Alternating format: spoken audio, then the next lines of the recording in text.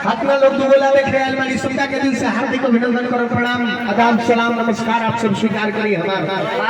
दुगोला के कार्यक्रम ए जाके के देखले बा अभी तक दुगोला के कार्यक्रम के अभी तक देखले बा हाथ उठा के बतावे हाथ उठाई सब है लागत है कि ढेर लोग लेके देखले हां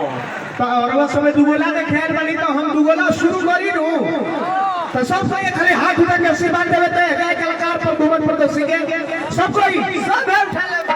ए या दुगोला के कार्यक्रम में त इनका के हम रेली नु रेली अरे वो लोग के कोनो दिक्कत बन होई ना कोनो दिक्कत तो सब कोई जोरदार ताली बजा के आशीर्वाद दी सब कोई चाचा भैया जी भी भाई भाई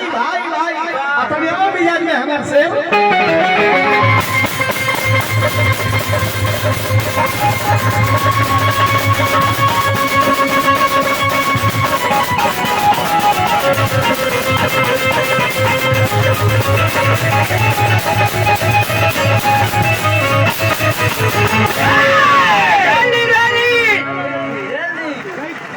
हेलो लड़का भाई से गाले की भाई अरे क्यों बिना तलाज में भाई अरे क्यों बिना तलाज में अरे सोच को आई बिना तलाज न बाची सच को हतानी क्यों रोजी को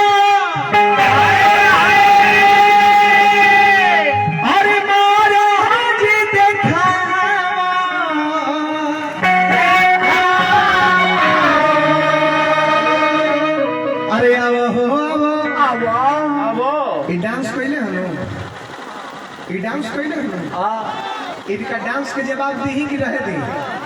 दे दिया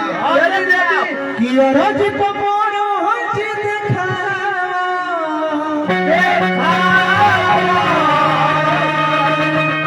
अरे आवो हो